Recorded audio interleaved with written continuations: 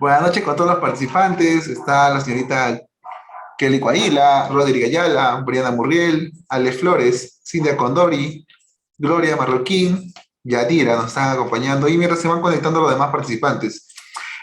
Bueno, muy contento, muy aparte por el tema social del partido que hoy hemos ganado, pero hoy día vamos a hablar de un tema bastante interesante. Vamos a conversar un poco sobre aquellas modificaciones tributarias que han surgido a lo largo de este fin del 2021 y que también van a tener efecto en el 2022. Vamos a hablar un poco también de la delegación de facultades del gobierno y los cambios que se dan en el impuesto a la renta, que para nuestra opinión tienen efecto lógicamente en el 2023. Y vamos a hablar de algunos cambios también del IGB que están dando, el gobierno está dando facultades para, el Congreso ha brindado facultades para que el gobierno las legisle. Y por último, también algo que nos importa a muchos de nosotros y que nos va a apoyar el maestro Willy Flores, es en el tema de libros electrónicos, el famoso registro de ventas de ingresos electrónico. También vamos a hablar un poco de facturación electrónica, ya que eso es lo que va a tener mucho efecto en junio, según la última norma brindada. Supuestamente, según esa norma, todos estarían afectos a hacer facturación electrónica, ¿no? Y obligados a emitir facturación electrónica. Muy buenas noches Willy, muy buenas noches Juan. A ver, unas palabras de inicio y comenzamos con el primer tema que estábamos justo pendiente ahorita, que era comentar un caso de diferido que están afectando actualmente a la mayoría de empresas que están en el campo de las NIF. Sí, gracias Jordi, buenas noches Willy, ¿cómo estás nuevamente? Igual a Jordi, a los participantes que van ingresando vía plataforma Zoom y los que están también vía plataforma del Facebook, ¿no? Bueno, esta es nuestra última actividad académica por nuestra semana del 10º aniversario de Perú Negocios Consulting, bueno, de la región. Mañana es nuestro día central aquí en la región de Tacna y bueno, vamos a tener invitados de lujo, ¿no? Va a estar el colega Alex Cuscano, el colega Ángel Tape, que nos acompañó en la primera exposición el día lunes, el colega Abraham Quispe, que nos acompañó el día miércoles, y otros invitados más que nos van a acompañar, claro, en algo obviamente muy puntual, porque también no se puede hacer mucha exposición por el tema del COVID, pero lo importante es que estos 10 años se tienen que, por lo menos, conmemorar de manera debida, ¿no? El día de hoy tenemos un conversatorio sobre algunos cambios recientes en materia fiscal y algunos cambios que pueden venir a partir de la delegación de facultades al Ejecutivo, ¿no? Nos acompaña una vez más, como siempre, amigo de la casa. Espero que mañana puedas venir, Willy Flores, y nuestro especialista en tributación, Jordi Caguana, ¿no? Bien, Jordi, justo lo comentabas tú hace un instante, antes del inicio, ¿no? De un tema que estábamos conversando con Willy, que era el tema Mi estimado del impuesto. Juancho, disculpa que te interrumpa, quiero saludarlos también, o sea, ¿por qué me Claro que sí, estás claro que sí, privando del disculpa. saludo? De verdad, gracias por esta oportunidad de poder tener esta reunión, este conversatorio. Siempre es bueno intercambiar ideas y ¿por qué no también darles oportunidad a las personas que están dentro de esta plataforma, ¿no? Sería bueno también que puedan comentar, porque recuerden bien que todos no tenemos el conocimiento pleno, así que va a ser para mí un privilegio poder conversar con ustedes, Juan, Jordi, y con los que están dentro de la plataforma. Ahora sí, Juan, disculpa la interrupción. No, al contrario. Justamente la idea siempre es compartir y aprender. Es una profesión muy interesante, bueno, la cual creo que los que estamos presentes amamos, ¿no? Por encima de todo, y se caracteriza por el permanente aprendizaje. El contador que no está dispuesto a aprender, pues creo que se equivoca de carrera. Bien, entonces conversábamos justamente de un tema que surgió a partir de ayer, de un interrogante de un especialista NIF, que es el colega Cristian Privat, y planteó un tema, ¿no? Y no sé si habrán estado presentes la gran mayoría, pero justamente planteaba lo siguiente, ¿no? Oye, me decía, oye Juan, pero cuando este año 2021, voy a hacer la declaración ahora en marzo o abril, tenemos que aplicar, dice, debemos reconocer, nos decía, ¿no? Un impuesto diferido por la aplicación del inciso A del 37 de ley del impuesto a la renta, ¿no? Entonces, era una pregunta interesante porque conversábamos con Willy y con Jordi, la verdad que no nos hemos puesto la mayoría a evaluar ciertos impactos, ¿no? Porque estamos preocupados en la declaración jurada, si vamos a adicionar, vamos a deducir y todo lo demás. Obviamente, le comenté también ayer a Cristian, ¿no? Que posiblemente la aplicación de vida tributario en muchas empresas tenga efectos adversos, ¿no? Porque simplemente no van a poder deducir nada. Porque uno de los comparables es el año 2020 y al final, pues, ese es un año complicado, ¿no? Entonces, ¿por qué surge la duda, no? Por ejemplo, lo voy a leer, aquí justo lo tengo tengo la mano la norma, miren, para que ustedes también lo puedan luego revisar. Inciso A dice, ¿no? Me hablan en el numeral 1, que mire, no son deducibles los intereses netos en la parte que excedan el 30% de la vida del ejercicio anterior, o sea, 2020. Entonces, si hacemos un cálculo, creo que pequeñas y medianas empresas tienen pérdida, no van a poder reducir nada. Luego dice algo interesante, dice, los intereses netos que no hubieran podido ser deducidos en el periodo por exceder el límite antes señalado, podrán ser adicionados a aquellos correspondientes a los 4 periodos inmediatos siguientes, quedando sujeto al límite conforme a lo que establezca el reglamento, etcétera, ¿no? Entonces, ahí nos da una posibilidad que hay que evaluarlo un poco más, entiendo, en evaluar si efectivamente esta disposición tributaria tiene un impacto fiscal, ¿no? Y todo pareciera indicar que sí, pues, ¿no? Y es algo similar a lo que hacemos en la determinación, en la cuantificación de las pérdidas tributarias compensables, en la cual, bajo el método A o el método B, tenemos la opción de traspasar el efecto a periodos siguientes. Independientemente de que una empresa aplique el NIF en forma total, en forma parcial o sea incipiente en ello, yo personalmente considero que la NII 2 es una gran herramienta, no contable, una gran herramienta tributaria que sí los invito a que pongan en práctica en sus empresas, ¿no? Para que vean cómo es que esta herramienta tributaria de la NIC 12 nos permite controlar en el tiempo esas porciones diferidas que a veces las perdemos en el camino. Entonces, es un tema, digamos, de vital importancia que deberíamos considerar, ¿ya? Ahora para el cierre, ¿no? Habría que evaluar en el cierre del periodo, ya, justamente estos efectos, ¿no? Que, bueno, entiendo que en marzo y en abril ya vamos a ver, digamos, la determinación anual. Ese era un comentario que quería hacer, de Willy, no sé si tienes por ahí Sí, algo más que agregar. claro, o sea, la pregunta que me hiciste hace un momento antes de que entren las participantes, me sonó como un baldazo de agua, porque primera vez que escucho esa pregunta, y es que si hablamos, y yo siempre expreso mis opiniones en base a dos posiciones, ¿no? A base el aspecto financiero y el aspecto tributario. Definitivamente tenemos un EBITDA desde el punto de vista financiero y tenemos un EBITDA tributario, mal llamado EBITDA, porque eso sí es una de las críticas que yo hago a la SUNAT, porque no debería ser EBITDA por la composición, ¿no? Entonces, no es lo mismo, definitivamente no es lo mismo, por eso la pregunta de Juan, ¿no? ¿Generará algún diferido el hecho de la aplicación del EBITDA? O sea, imaginemos que nosotros hacemos las cosas bien desde el punto de vista financiero, aplicando el EBITDA financiero, pero no el EBITDA tributario, ¿verdad? Entonces, cuando nosotros tengamos que enfrentarnos a los requisitos que exige la ley del impuesto a la renta a través del inciso A del 37, entonces resulta que no es lo mismo. Entonces, la pregunta es, ¿qué me va a generar esta diferencia que se va a generar en ambas posiciones? Definitivamente para mí se va a generar un diferido. Y no solamente en ese aspecto, sino también le hacía la pregunta yo, ¿y qué pasa con el devengado financiero o el devengado jurídico?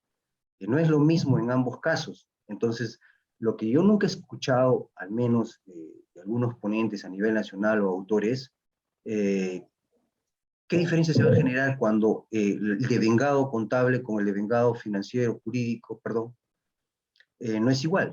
Hay una diferencia. ¿Y cuál es mi apreciación? También se genera una diferencia temporaria. Entonces, ahí entra todavía lo que dice Juan, ¿no? Tenemos una norma internacional de contabilidad que ve el tratamiento cuando hay una diferencia, pues, entre estas dos posiciones, ¿no? Y nosotros como contadores debemos de necesariamente estar empapados sobre el tema para poder manejar el tratamiento contable y tributario de ambas posiciones.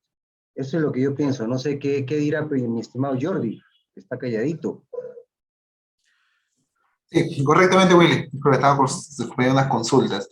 Respecto al tema de lo que es el vida tributaria y vida contable, como sí mencionó ayer Cristian Privat, y también lo acaba de rectificar Juan, es correcto, ¿no? Por el mismo efecto del resultado obtenido desde 2020, el cual se ve reflejado en el 2021 y que es sobre el cálculo que tiene que comparar este vida tributario, lógicamente la mayoría de empresas MIPES van a verse afectadas, ¿no? Créditos de los cuales han tenido que incluso mayor tasa de interés que otros periodos anteriores, van a verse simplemente estos intereses y estos gastos financieros no deducibles, ¿no? Eh, Totalmente, digamos, como también lo escuché por otro colega que es Sánchez Villacorta, totalmente bastante desgarrador para muchas empresas medianas. Y respecto a ese tema, lo esperemos que este arrastre de pérdida, este diferido que se genera justamente por la diferencia y al no saber y con la incertidumbre de saber si se va a aplicar o no en periodos posteriores, pues esperemos que para el próximo periodo, teniendo en cuenta que este periodo 2021 tampoco ha sido muy agradable para muchas empresas, pues tengamos una modificación favorable, ¿no? Y si esa modificación es favorable para las empresas, lógicamente la deducción también va a ser favorable. Vamos a tocar, profesor Willy y profesor Juan, vamos a tocar un tema bastante interesante y que más va a entrar al tema de conversación. Si bien es cierto, el gobierno dio muchos cambios y beneficios tributarios, y no sé si coinciden conmigo, está apoyando bastante al sector agrícola, este gobierno de Pedro Castillo, en las modificaciones tributarias, sector acuicultura, fauna silvestre, flora, y también al sector forestal, les está dando bastante incentivos tributarios, ¿no? Hasta incluso, por ir por ahí, justamente que con Juan, que estamos viendo el tema de cooperativas agrarias, una resolución de superintendencia que daba una discrecionalidad a perdonar todas las multas de las cooperativas agrarias, ¿no? Y no solo cooperativas agrarias, también todas estas empresas que están inmiscuidas en el tema agrario y fauna y flora forestal y etc. Entonces, de hecho que sí, y al sector pesca, ¿no? Como ustedes saben, existe también una pequeña norma de ingresos presuntos respecto al sector pesca, ¿no? Y esta norma ya se ha modificado el año pasado, en 2021, respecto a los ingresos presuntos y que ellos que tienen que declarar aquellos que se dedican al sector pesca fuera o dentro del territorio nacional, ¿no? Entonces, todas estas normas también han dado una norma que es la que todos esperamos, que se dé de una vez y que se apure también el gobierno por la incertidumbre que está generando, que es la delegación de facultades del Congreso al Ejecutivo, en el cual van a legislar en materia tributaria y fiscal. Para eso, profesor Willy, Juan, vamos a tocar un poco y comentar el tema de la modificación del impuesto a la renta. Voy a tocar dos puntos exactos, ¿no? Primero, lo que le pide el Congreso al gobierno, le dice, señores estimados del gobierno, por favor, legislar y ratificar y especificar la normativa del impuesto a la renta respecto a la no deducibilidad de erogaciones vinculadas con conductas tipificadas como delitos. Y ahí quisiera escuchar la opinión, digamos, de Juan, de Willy, que son, digamos, los expertos y más amplios, que tienen mayor trayectoria en lo que es impuesto a la renta, ¿no? ¿Qué estaríamos ligando, Juan, respecto al tema de la no deducibilidad de erogaciones vinculadas con conductas tipificadas como delitos? Incluso llegando al tema complementario, ¿no? Por ejemplo, este delito de impacto ambiental que se ha ocurrido en Ventanilla, ¿no? Todos los gastos que van vinculados a este delito, porque ya sabemos que ya se ha iniciado un juicio penal, todos los gastos vinculados a este delito serían no deducibles. Esa es la manera de cómo deberíamos comprenderlo. A ver tus opiniones, Juan. No, claro, claro, definitivamente, pues, para tener una opinión exacta de lo que realmente quiere regular el Estado, habría que ver cuando tengamos la norma, ¿no? La norma ya dada. Sin embargo, yo considero, desde mi punto de vista personal y profesional, considero que en ningún caso, pues, debería avalar ese tipo de daño que se ha realizado. Oye, he perjudicado al ambiente y encima pienso que al aplicar, al utilizar mis recursos, voy a hacerlo deducible. O sea, buena cuenta sería que, ¿no? Sería quitarle al propio Estado, finalmente quitarle a los propios ciudadanos un monto que por negligencia o lo que fuera ha perjudicado. Recuerda que si fuera bajo ese esquema, esos gastos que en teoría serían deducibles para el ejemplo, van a disminuir la renta neta imponible. Y al disminuir la renta neta imponible, lo que va a ocasionar obviamente es el menor pago. Y finalmente ese menor pago va a contribuir con una menor recaudación, ¿no? Es algo que ni siquiera debería pensarse, creo, ni siquiera debería contemplarse en esta delegación cuando se concrete, ¿no? O sea, no, no para nada, pues, ¿no?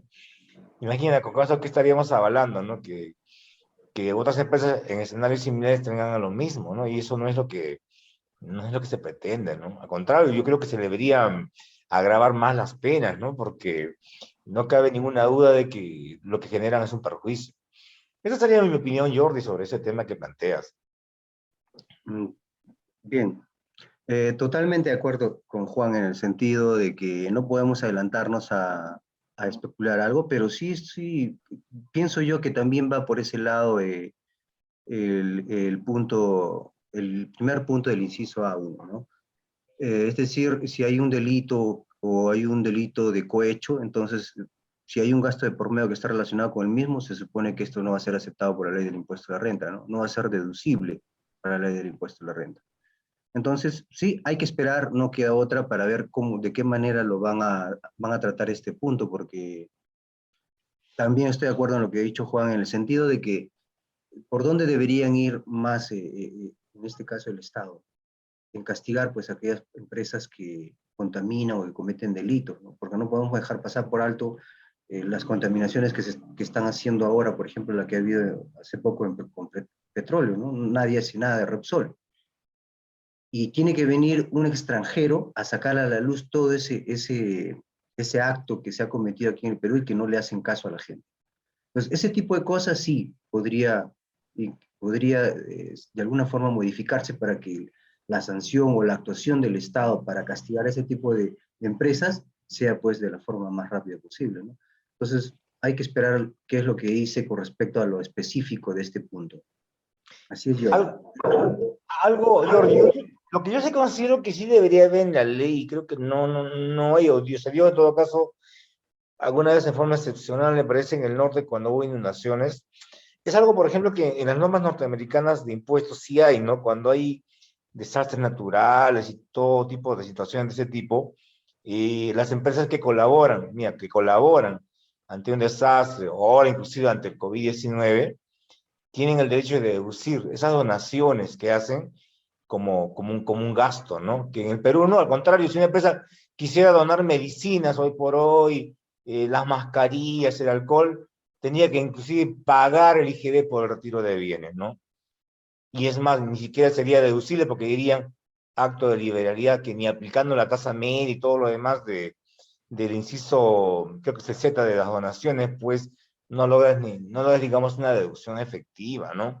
Entonces, no sabemos, por ejemplo, esta cuestión del COVID-19 hasta cuándo va a estar con todas sus variantes, pero yo sí, hemos sido testigos que en el 2020, pues, la gran mayoría de población se ha visto muy afectada, ¿no? La falta de oxígeno, cuando las mascarillas estaban por encima del precio y todo lo demás que han hecho las grandes farmacéuticas y boticas, creo que ahí sí se requería, ¿no? La colaboración, el apoyo del empresariado, digamos, relativamente correcto, ¿no?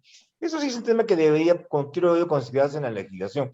Hay compañías en el país, por ejemplo, que tienen bienes que para ellos no son utilizables, ¿no? Han quedado obsoletos o son no utilizables simplemente.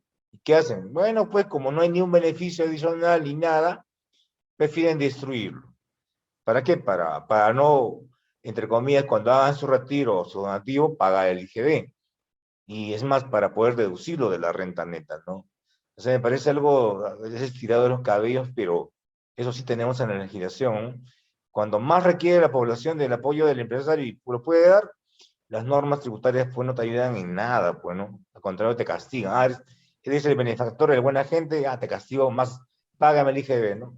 Y no lo puedes deducir, ¿no? O sea, ¿qué incentivo hay? Ninguno, pues, ¿no? Es correcto, Juan. Mira, vamos a tocar un tema del código tributario y yo creo que aquí vamos a ahondar bastante, ya que justo con Juan en la tarde estábamos viendo un tema de este caso, ¿no? Que era el tema del procedimiento de fiscalización y efectos que ocurren, ¿no? A lo largo de estos reparos que se generan con los auditores. Y que ustedes saben que como inicia este procedimiento contencioso administrativo, al final no determina si en caso de desacuerdo en el Poder Judicial, ¿no? Entonces, dentro de la delegación de facultades, dentro del Código Tributario les ha dado la delegación de optimizar procedimientos que permitan disminuir la litigiosidad. En ningún caso se podrá exigir el pago de la deuda tributaria para tramitar los recursos administrativos presentados oportunamente, ¿no? Bueno, en la actualidad, si se presenta oportunamente un recurso de reclamación, un recurso de apelación, lógicamente, dentro del plazo establecido en el Código Tributario, no genera pues un pago obligatorio de la deuda tributaria, ¿no?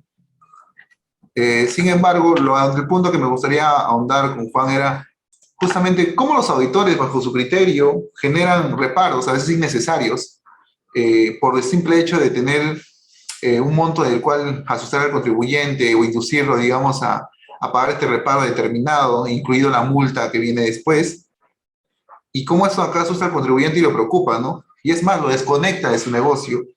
Y muchas veces es un reparo infundado, un reparo que ni siquiera tiene sustento.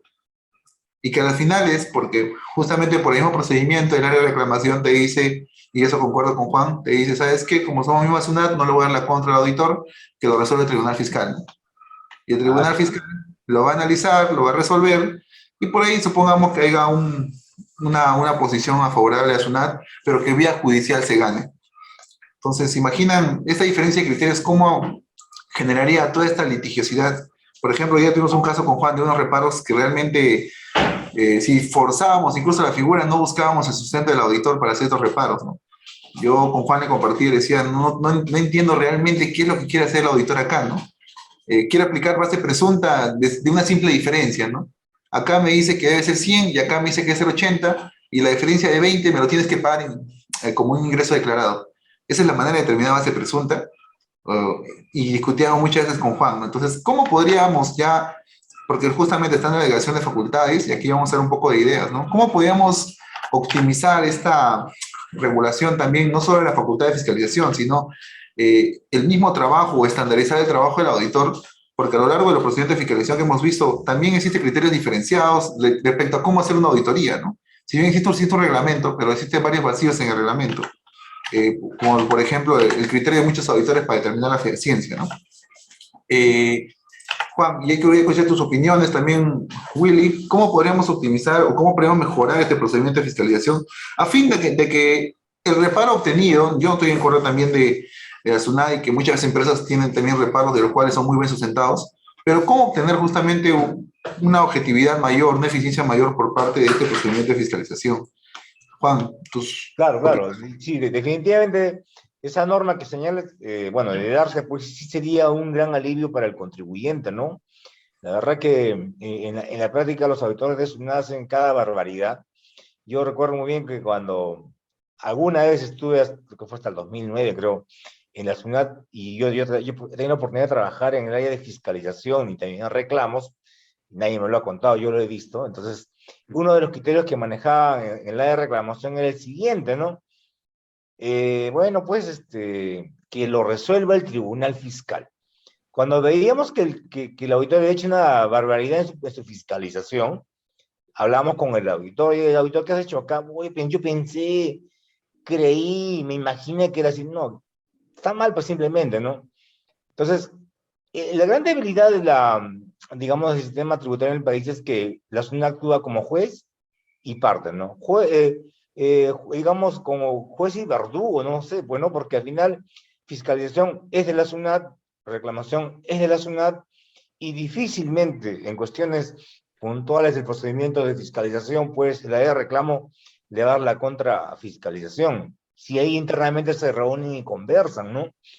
Pero, pero no se da. Pues entonces, la gran solución que se da internamente es, así como suena frío y todo, que lo resuelva el Tribunal Fiscal. O sea, la papa caliente que está que les quema la mano, dice, la quieren zafar, ¡fua! Que lo vea el Tribunal Fiscal. Pero, ¿por qué se producen esos problemas, no? Yo creo que el principal problema el principal elemento que se da, que propicia todos estos problemas en la fiscalización, es la falta justamente del conocimiento de empresas de los auditores, ¿no? Hoy por hoy, determinar un reparo tributario sustentado, no fundamentado de lo más simple del mundo, ¿no? ¿Qué hace el auditor para quitarse esa obligación? Trata de llevarlo por la vía de la operación no fehaciente. le pone el manto de la no fehaciencia, y como ya el Tribunal Fiscal ha emitido sendas RTFs que dicen que cuando son operaciones no fehacientes, la carga de la prueba está a cargo del contribuyente, entonces lo que quiere el auditor es zafarse de todo, pasársela como no fehaciente al contribuyente para que éste resuelva. Y ese no es el asunto, ¿no? Entonces, ¿qué me genera? Todo lo que yo había dicho, ¿no?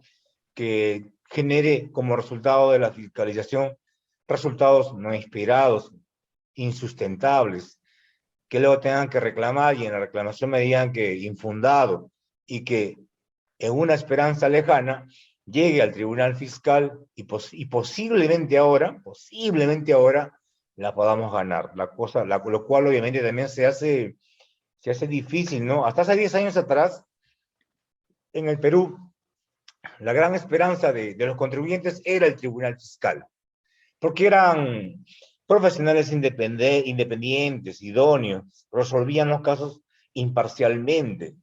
Desde hace 10 años, un poquito menos, el Tribunal Fiscal está plagado de exfuncionarios de la SUNAT. Entonces, si el exfuncionario de la SUNAT solo conoce el lado malicioso de las normas y nunca se hubiera trabajado en una empresa ni nada por el estilo, pues no ha podido, digamos, verificar cómo es realmente la otra parte, ¿no? La mayoría de funcionarios de la SUNAT, pues, que ostentan cargos de auditores, de jefes, nunca se hubieran trabajado en el lado opuesto. Y yo creo que debería ser un requisito que para que tú seas jefe del área de auditoría tengas experiencia mínimo 10 años en temas contables y tributarios, ¿no? En la práctica, para mi gusto, y eso siempre lo repito en todas las posibilidades que hay de enseñar, el auditor tributario toma una postura, y yo lo resumo así: todo lo que el auditor no entiende es reparo tributario. Así de sencillo. Entonces, sin embargo, esa postura equívoca, obviamente, le genera un perjuicio al contribuyente. ¿Y cuánto cuesta irte hasta la última instancia? Si ya no tengo esperanza en el Tribunal Fiscal, porque curiosamente chequeamos quién es el relator, quién es el presidente, ex funcionario. Yo conozco a varios ex funcionarios que están ahí como presidente de sala, como relatores, y lo único que ellos saben es la postura de la SUNAT, que el contribuyente es digamos, un evasor y todo lo demás, y van con esa idea. No van con la idea de que efectivamente no ha ocurrido ello, van justamente a aplicar lo único que conocen, ¿no? Que son sus normas tributarias desde su perspectiva. ¿Qué le genera al contribuyente? Muchos perjuicios, ¿no? Muchos alargues. Y al final, lo más triste es que ya el Tribunal Fiscal no es la vía, ¿no? La última esperanza hoy por hoy del contribuyente es el Poder Judicial. Entonces, ¿cuánto camino tiene que recorrer el contribuyente para hacer valer su derecho? 6 meses, 9 meses, un año. ¿Cuánto tiempo demora a resolverse una RTF, no? Dice 12 meses, al final tenemos casos que están 4 o 5 años y no se resuelven. Hay casos que están como cerca de 30 o 40 años y no se resuelven aún, ¿no? ¿Y cuánto tiempo se espera que se resuelva en el Tribunal Fiscal, en el Poder Judicial? Otra eternidad. ¿Cuánto cuesta eso? ¿Qué pasa si al final del proceso sale a favor del contribuyente? Debería, yo creo, existir en la legislación tributaria, así como se plantea el tema de delitos tributarios y todo lo demás en la ley respectiva, un capítulo que hable de justamente ello, ¿no? Sanciones a la administración tributaria por determinar deudas, digamos, sin sustento, inexistentes, y que se le haga un resarcimiento al contribuyente, ¿no? Y eso no existe, pues, ¿no? Salvo ciertos abogados muy osados que se han atrevido a hacerle procesos a la SUNAT, ¿no? En las cuales hay algunos que han ganado, pero no es la generalidad. Entonces, ¿por qué digamos, las limitaciones de un auditor tengo que verme perjudicado, ¿no? Tenemos, por ejemplo, un casito muy puntual que ayer hemos presentado una reclamación en la cual uno de los argumentos del auditor es: no, la deuda estaba firme y consentida. Claro, pero estaba firme y consentida porque no es que esté de acuerdo con lo que tú has determinado, sino que sabe que yo ya no quiero seguir alargando el proceso, me fastidia, me desubico, ya no tengo ninguna, digamos, de un control de mi negocio, me estoy dedicando a satisfacer necesidades de la SUNAT y no me dedico a hacer lo que yo sé hacer, que es mi negocio. Entonces, como ya no quiero más problemas contigo, ¿sabes qué? Ya me desisto de todo y voy a pagar, pues, ¿no? Pago la deuda y punto, la fracción. Entonces, pero no significa que yo estoy aceptando en el fondo, obviamente, la imputación de las unas, solo que se hace ello con el único afán de tener una tranquilidad tributaria, ¿no? Eh, Pasa eso en la realidad, pues, y la verdad que los que hemos pasado fiscalizaciones también vemos esa situación. Hoy hemos presentado una reclamación también de un contribuyente, ¿no? Que se dedica al sector inmobiliario. Y sucede, pues, también que a veces los contribuyentes ya tampoco saben defenderse, pues, ¿no? Siempre pasa, y también lo he mencionado en varias veces, oportunidades que he tenido con ustedes o con otros participantes, en que los contadores, los asistentes, piensan que porque así lo dice la SUNAT tiene la razón, ¿no? Yo recuerdo que hace muchos años una doctora en contabilidad decía, no, si la SUNAT lo dice, así debe ser. O sea que nosotros como contadores no tenemos raciocinio, no pensamos, no somos lo suficientemente profesionales y pros para demostrar que esa posición de la SUNAT no lo es. Por ejemplo, hoy en resumen, le cuento un casito que hemos presentado y tiene, por ejemplo, mucho de sustancia, mucho, digamos, de sustento, ¿no? Que como también se lo dijimos a nuestro cliente desde un inicio, cuando vino hace casi 3 semanas, que este caso no se va a culminar en la vía reclamación. Yo siempre con mis clientes soy muy honesto, yo no le digo como, bueno, me van a disculpar la palabra, como muchos abogados que la ganamos, no. Los casos no se ganan de esa forma. Entonces, sí soy consciente que el caso va a llegar al tribunal fiscal.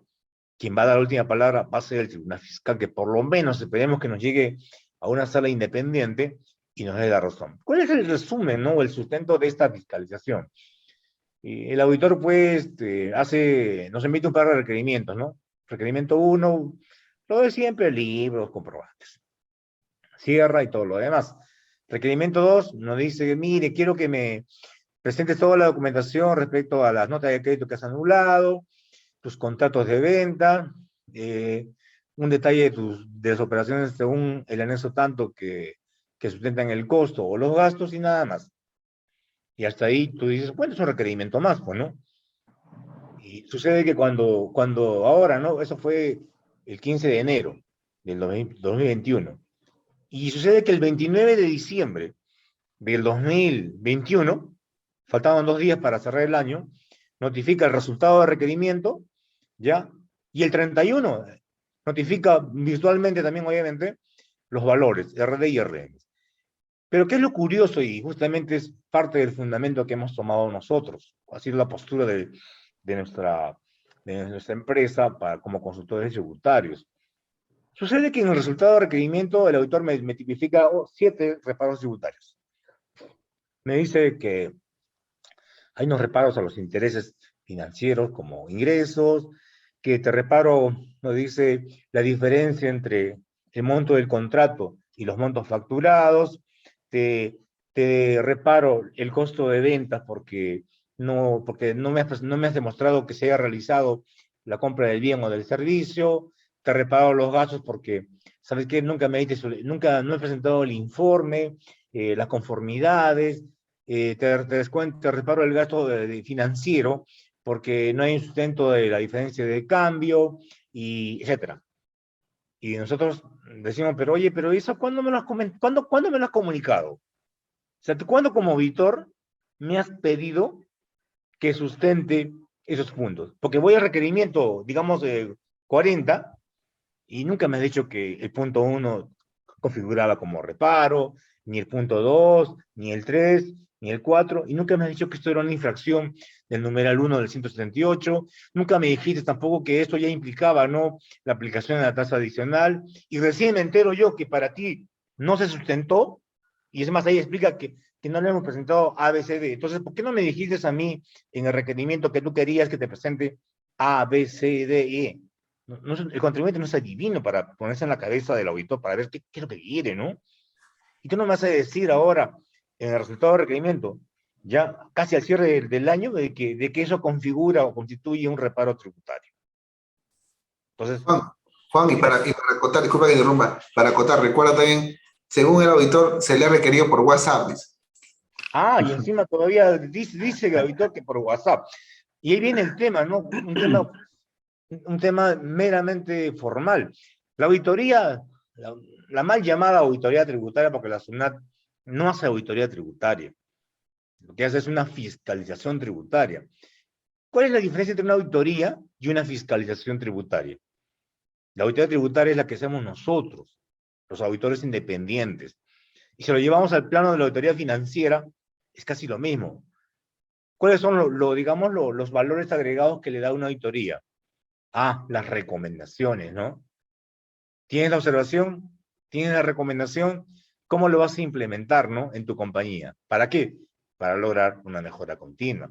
En cambio, la labor del auditor es prácticamente sancionadora, ¿no? Te determina una omisión tributaria de donde sea, sin sustento, y no es así. Y ahora bien que lo dice Jordi, ¿no? Esperemos que esa norma se dé, pero fíjense, miren, ¿ah? El procedimiento de fiscalización de la SUNAT es un procedimiento eminentemente formal. No es que el auditor, mal llamado auditor, agente de fiscalización de la SUNAT, debe observar para su desarrollo una base legal importante que a veces los contadores tampoco le damos bola, no le damos importancia. Es el reglamento del procedimiento de fiscalización de la SUNAT. Revisen el decreto supremo 085/2007 y normas modificatorias. Ese decreto supremo, que se llama Reglamento de Procedimiento de Fiscalización de la SUNAT, justamente se da en este año. ¿Por qué? Porque siempre fue una costumbre en el país que la auditora SUNAT pues, se demorara años y años en acabar una auditoría. Ya parecía un empleado más de la empresa. Lo veías todos los días entrando a la empresa, poco más, marca tarjeta, está contigo ahí en la mesa, y se demoraba 3, 4. Yo tenía un caso que me ha demorado casi 5 años en resolverse, ¿ya?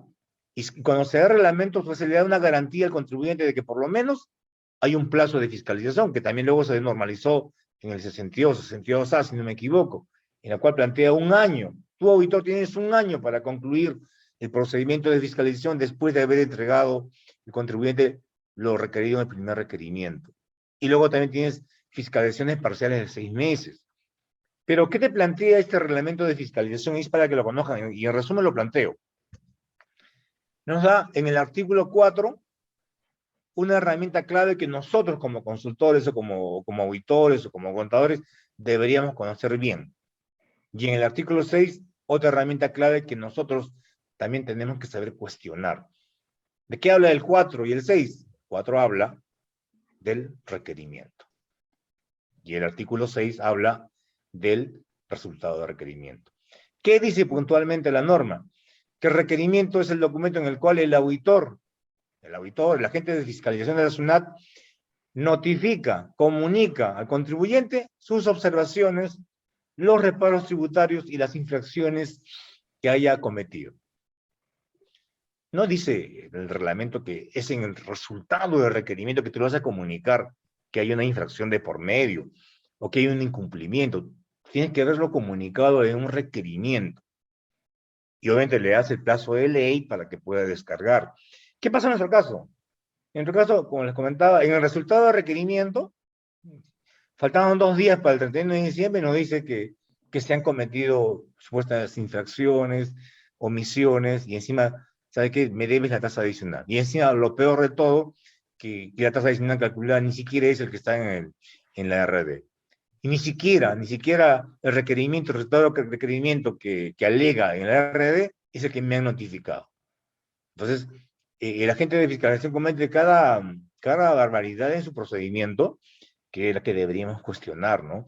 Entonces, cosas de ese tipo, sí, yo creo que deberían plasmarse en esa delegación de facultades, pero esperamos que algún día pues se ponga ahí, haya un capítulo especial de cómo se le debe amonestar, sancionar, no sé, a la administración tributaria y al funcionario por cometer cada barbaridad, ¿no? ¿Para qué? Para que la próxima sea consciente de lo que está haciendo y no crea que por tener un poquito de poder se sienta pues el todopoderoso, ¿no? Eso es lo que pasa con la gente de la zona, al menos con la que conozco, ¿no? Son fiscalizadores y ya pues se creen dueños del mundo, ¿no? Y sin embargo creen que están contribuyendo con el país y lo que hacen es perjudicar justamente al país, porque un contribuyente que se ve, digamos, en buena cuenta atropellado en sus derechos y todo lo que hace, ¿qué dice? como hablamos un día con nuestro amigo José Verona, ¿no? Que la planificación tributaria y todo lo demás para pagar menos impuestos, es tontera, pues no, yo no necesito planificar nada, simplemente me voy al lado informal y ya pues la SUNAT nunca me va a tocar, ¿no? ¿A qué me va a obligar a mí como contribuyente la SUNAT con esa actitud? A eso, pues, ¿no? Prefiero ser informal. Si soy informal, nadie me toca. Fíjense en sus lugares donde están ustedes. Aquí en la región de Tacna conocemos muchos sitios en los cuales son meramente informales y la SUNAT ni está, pues, ¿no? O te vas a Lima, al costado de la SUNAT está Wilson, donde están todas las piratería informática, o te vas más allá a Pueblos Azules, donde está el contrabando, o te vas más allá, donde está Gamarra, donde está toda la informalidad en ropa, y ¿quién lo fiscaliza? Pero todo es tu tienda, en una avenida principal, y ya está la SUNAT encima. Y si eres formal, peor, ¿no? Y cada vez que viene un acto de fiscalización, ¿a quién ataca, pues, no? Al formal. Ahora que no hay recursos, o hay pocos recursos, lo que va a venir más adelante va a ser más fiscalizaciones. ¿Y a quién creen que va a fiscalizar la SUNAT? Vía cartas, vía esquelas, vía requerimientos. Pues lo va a hacer a los formales, a ustedes, ¿no? Entonces, yo considero que sí sería un gran paso, uno de los grandes pasos que habría que dar, lo que planteas, Jordi, en esa delegación. Y obviamente, igual que el caso anterior, esperemos pues que se apruebe, ¿no? Que no sea solamente flor de un día, ¿no? Listo, sí, correcto, Juan Willy. ¿Algunas acotaciones respecto al tema comentado?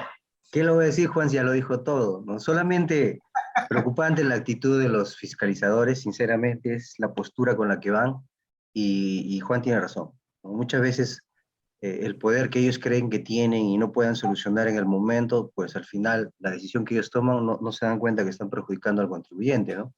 Y yo he conocido también bastante de ese tipo de personas, porque ellos, es lógico pensar que tampoco no tienen el conocimiento, no dominan. Hay muchas personas que recién están aprendiendo. Imagínense ser ridículo delante de un contribuyente, ¿no? Un contribuyente que al menos está acompañado con un contador que sí tiene o conoce la norma. Entonces es obviamente que la de perder, ¿no? Y lo más preocupante aún todavía es la postura con la que van. Imagínense lo que dice Juan, llegar al tribunal y ahí encontramos gente ex trabajador, ex funcionarios de SUNAT. Es lógico que las decisiones que ellos tomen van a estar enfocadas para el lado, pues, de la SUNAT, ¿no? Y si termina en el Poder Judicial, peor todavía, porque si soy una empresa grande, suelto dinero y la corrupción. Al final, todo está podrido, ¿no? Entonces no voy a tocar ese punto, solamente me gustaría también que esa optimización que piensan hacer vaya, pues, desde la postura del profesor, en este caso el fiscalizador, ¿no? Porque entiendo yo que ellos no se les debe de ver como unas personas que vienen o hacer daño a un contribuyente, a lo contrario deben ser personas de apoyo, ¿no? Para que con toda confianza nosotros podamos corregir como contribuyentes, pero esa no es la postura. Espero que ese tema también sea, pues, sea considerado, ¿no? Para las personas que van a hacer el reglamento o van a manejar el tema en forma específica. Mira, por ejemplo, hoy día que hemos presentado una reclamación ante el SUNAT de la región de Tacna, nos ha pasado un primer entrampamiento, ¿no? Jordi, cuéntalo por favor, ¿qué pasó? Mira, resulta que el funcionario de mesa de partes seguro tiene facultades de admisibilidad, ¿no? Nos dice, señores, ¿sabes qué? Yo veo la ficha RUC y yo veo, hay un tema societario ahí, si bien es cierto de la empresa, pero es el representante legal quien está firmando, el representante legal actual, ¿no? Y me dice, no, señores, en el 2018 ustedes tuvieron 3 socios, 4 socios. Necesito la firma de los 4 socios. Y si no, no te voy a aceptar el documento. Así, puntual, le dijo. O sea, por todos conocemos que por ley administrativa de procedimiento general, la 27444, todos los documentos presentados a una institución pública, así sea escrito a mano, y eso lo sabe bien Willy, que está en gestión, tiene que ser recepcionado y tiene que ser respondido también acorde a los requisitos también que tenga como el TUPA la entidad. Sin embargo, si estoy presentando todos los requisitos literalmente formales y actuales, la SUNAT, bueno, el funcionario en esa parte dice no te lo voy a aceptar. Y si te lo acepto, lo voy a colocar que es por insistencia, por un procedimiento que es como que tú estás aceptando que te estoy diciendo que eso está mal y así mal va a ir el documento, ¿no? Entonces, mira hasta qué punto de facultades de admisibilidad se toma el funcionario, ¿no? He tenido que ir hasta la misma SUNAT para hacerle un poco comprender ese aspecto, ¿no? Ya felizmente el documento ya está con su trámite correspondiente. Claro, mire, ¿dónde versa, digamos, la posición del auditor? Algo es, bueno, sí, algo que no debería demandar mucho cuestionamiento. Pasa que tiene actualmente 4 representantes legales, ¿ya? Y él quería que firmen los 4, ¿no? Y lo cual, cuando vamos al Código Tributario, pues eso no es, pues puede firmar cualquiera de los representantes legales. Todas tienen las mismas facultades y las mismas responsabilidades. Entonces no puede venir el funcionario de mesa de parte y decir que estén los 4 firmando, si no, no te lo acepto, ¿no? Y yo le he sugerido acá a Jordi, y cuando tengan ese caso, les sugiero lo mismo, que pidan el libro de reclamaciones. Quéjenlo ahí, planteen su reclamo para que ese funcionario nunca más se ponga en este plan y para la próxima sepa pues lo que tienen que hacer, ¿no? Así es. Así es, Jordi. Willy, ya para terminar, se hizo cortísimo el tiempo. Como ustedes sabrán, Willy, Juan, y estamos invitados, mañana también tenemos un evento de cierre importante de nuestra empresa, es un almuerzo empresarial que estamos organizando con aquellos clientes, aquellos asiduos colegas también que nos están visitando desde Lima por nuestro aniversario. Y este evento justamente es un evento bastante protocolar y tenemos que requiere una preparación del mismo, ¿no? Es por eso que hemos un poco acortado el tiempo de este conversatorio y vamos a terminarlo con algo bien importante, el tema electrónico, tanto facturación electrónica, según SUNAT, a partir de junio están todos obligados, incluidos los nuevos RUTs, porque la norma dice de 23 UIT hasta menor de 23 UITs, ¿no? Deben emitir tranquilamente su boleta de venta electrónica. Eso es decir, se podría entender que hasta el nuevo RUS estaría incluido, a pesar de que las otras normas de resolución de superintendencia tiene otra acotación, pero eso ya lo vamos a llevar a debate en otro conversatorio. Willy, Jordi, coméntanos un poco de registro de ventas electrónico. Disculpa que interrumpa, ¿es junio o julio? Es junio. ¿Sí, qué resolución es? Estamos hablando de dos resoluciones distintas, ¿te acuerdas? A ver, permíteme un rato, corte la Sí, norma. porque yo tenía entendido que la resolución de superintendencia era la 098-2020, que esa es la que yo tengo conocimiento, que es la última, ¿no? Donde dice, sale plasmado para aquellos montos anuales mayores o iguales a 75 unidades impositivas de factura y notas electrónicas a partir del 1 de enero del 2021, ¿no? Y en el caso de mayores o iguales a 23 unidades impositivas tributarias, también a partir del 1 de enero.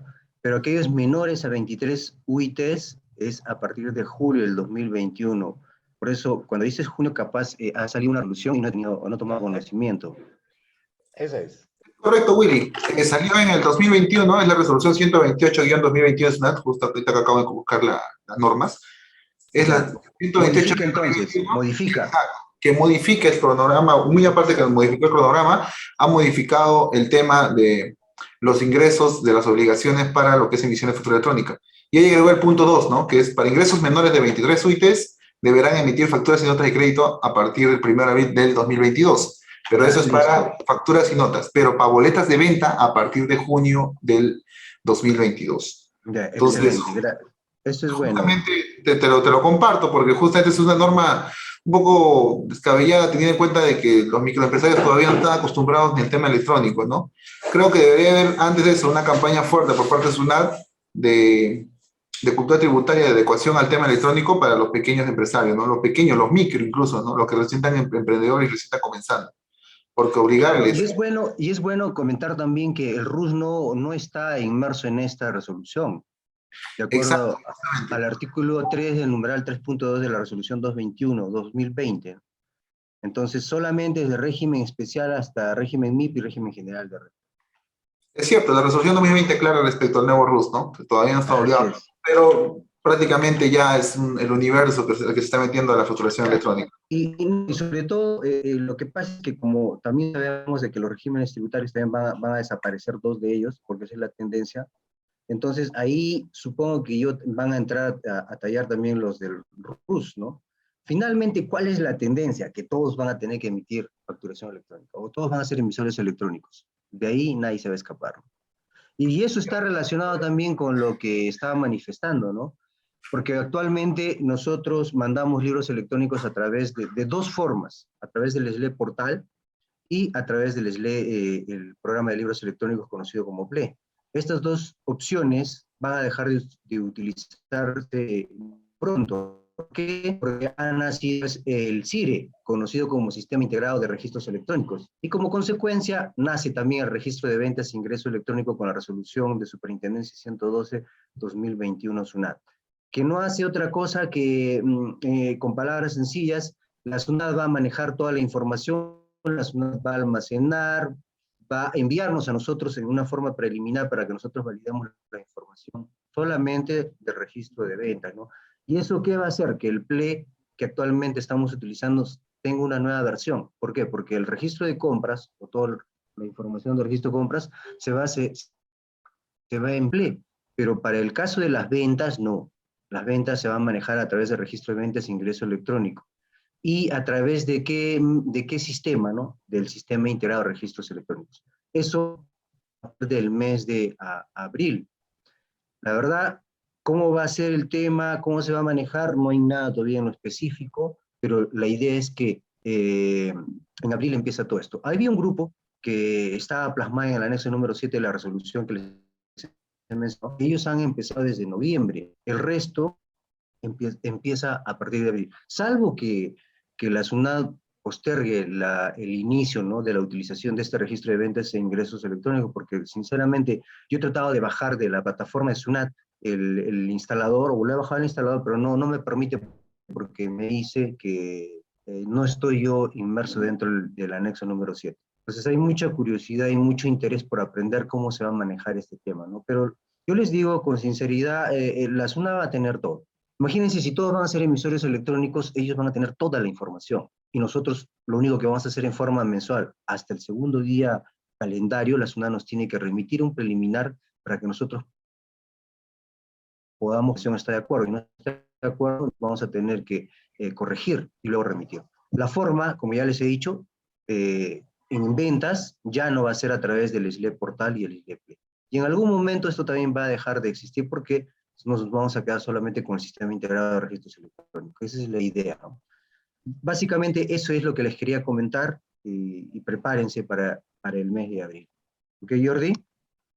Pues muchas gracias, Willy, como siempre, un pionero en el tema electrónico. Juan, ya para dar culmino, vamos a dar unas palabras de término al evento, al conversatorio que hemos tenido el día de hoy bien puntual. Agradecer la presencia de todos los participantes que nos han acompañado durante toda esta semana. De verdad, es una semana bastante enriquecedora. Y el día de mañana ya por fin nos toca también a nosotros poder celebrar nuestro aniversario, ¿no? Ya tenemos por ahí un saludo por parte de Aleph, también nos llegan saludos por parte de las autoridades universitarias, y ya después de 2 semanas de largo ajetreo, pues ya también toca un momento de sociabilidad con nuestros colegas, ¿no? Juan. Sí, solamente agradecer una vez más a Willy, que ya en las siguientes semanas vamos a organizar un taller para la determinación de la renta 2021 y tocar todos estos temas que hemos tocado en relación a la renta de manera tan puntual, ¿no? Y agradecer también a los participantes por su participación en esta semana y también por la confianza que tienen en nosotros, y bueno, prontamente estaremos ya de retorno a las aulas virtuales, ¿no? Gracias, Willy, gracias, Jordi. Willy, tus palabras de despedida, por favor. Bien, gracias, Juan, gracias, Jordi. De verdad, nuevamente, lo digo, es un honor, un placer poder estar compartiendo con ustedes esta conversación. Ha sido pequeña, me hubiese gustado que sea más, pero las obligaciones también nos llaman, ¿no? Así que nos vemos en una próxima oportunidad. Juan, cuenta conmigo para lo que sea. Jordi, cuídense mucho y saludos a los que están pues en el grupo. Nos vemos. Listo, muchas gracias. Nos vemos pronto. Gracias, participantes. Hasta luego, Willy. Hasta luego, Juan. Chao, chao, Hasta chao. luego.